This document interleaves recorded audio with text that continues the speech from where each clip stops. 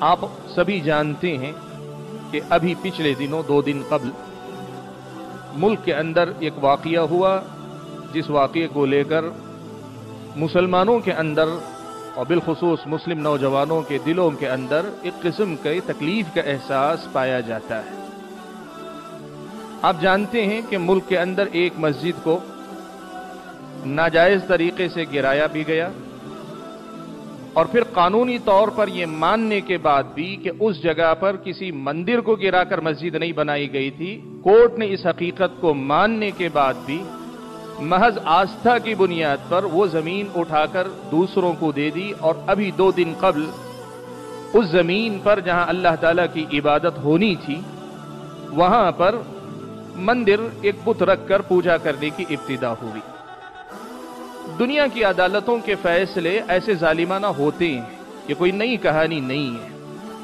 ہمارا اپنا معاملہ یہ ہے کہ مسلمان ایک بااصول زندگی گزارتا ہے، جہاں تک دنیا کے اندر جو فیصلے ہو سکتے تھے، جو کوشش ہو سکتی تھی، مسلمانوں نے ہو سکتا ہے پوری محنت کی ہو سکتا ہے کہیں چوک ہو گئی ہو، کوشش کی، لیکن فیصلہ ہو جانے کے بعد اس ملک کے مسلمان نے ایک اچھے شہری کی حیثیت سے اس بات کو کہا کہ قانون نے اگر فیصلہ کیا ہے تو ہم فساد نہیں چاہتے۔ لیکن وہیں یہ بھی حقیقت ہم اور آپ کو یاد رکھنی چاہیے کہ یہ معاملہ انصاف کا معاملہ نہیں ہے۔ ساری دنیا اس حقیقت سے واقف ہے، محض اس وجہ سے کہ کوئی کورٹ دلائل کے بغیر کسی کے حق میں فیصلہ دے دے کسی کی ہو نہیں جاتی۔ پیارے نبی صلی اللہ علیہ وسلم نبی ہو کر یہ فرماتے تھے کہ یاد رکھو، جب تم لوگ اپنا معاملہ میرے سامنے پیش کرتے ہو سکتا ہے تم میں سے کوئی اپنی بات رکھنے میں زیادہ مہارت رکھتا ہو اور مجھے جو نظر آتا ہے اس کی بنیاد پر میں اس کے حق میں فیصلہ دے دوں، لیکن یاد رکھو کہ اگر یہ تمہاری اپنی چیز نہیں ہے تو میرا فیصلہ بھی وہ چیز تمہارے لیے حلال نہیں کرتا ہے۔ یہ اسلامی شریعت کا واضح معاملہ ہے، اور اسی بنیاد پر ایک مسلمان کی حیثیت سے ہمارا اور آپ کا یہ معاملہ ہونا چاہیے۔ ہم ہمیشہ یہ بات یاد رکھیں کہ جو معاملہ ہوا،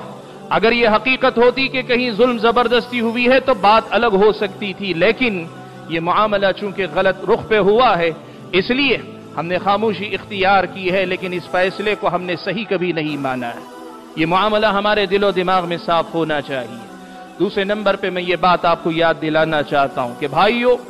یہ اللہ تعالیٰ کی سنت ہے، کبھی خیر کو غالب کرتا ہے، کبھی شر کو اللہ تعالیٰ طاقت دے دیتا ہے۔ یہ اللہ تعالیٰ کی سنت ہے کہ کبھی مظلوم کی مدد کرتا ہے تو کبھی ظالم کو چھوٹ دیتا ہے۔ یہ اللہ تبارک و تعالیٰ کی اس دنیا کے اندر سنت ہے کہ کبھی آدمی زور زبردستی کی بنیاد پر لوگوں کا حق مار لیتا ہے، لیکن اللہ تعالیٰ کی اس سے بڑی سنت یہ ہے کہ انجام ہمیشہ خیر کا ہوتا ہے، انجام ہمیشہ مظلوم کا اچھا ہوتا ہے، انجام ہمیشہ صحیح رخ پر رہنے والے کا ہوتا ہے۔ طاقت کے بل پر، زور کے بل پر، یا اختیار کے بل پر، اقتدار کے بل پر اگر کوئی آدمی یہ سمجھتا ہے کہ میں اپنی طاقت کے بل پر دنیا میں کچھ بھی منوا سکتا ہوں، کچھ بھی کر سکتا ہوں، اسے یاد رکھنا چاہیے کہ آخرت کی ایک عدالت ہے جہاں اللہ تعالیٰ محض انصاف کی بنیاد پہ فیصلے کرے گا، اور اللہ کا یہ بھی قانون ہے کہ اکثر ظالموں کو اللہ تعالیٰ آخرت سے پہلے دنیا میں اس کی سزا دے گا۔ پیارے نبی صلی اللہ علیہ وسلم نے فرمایا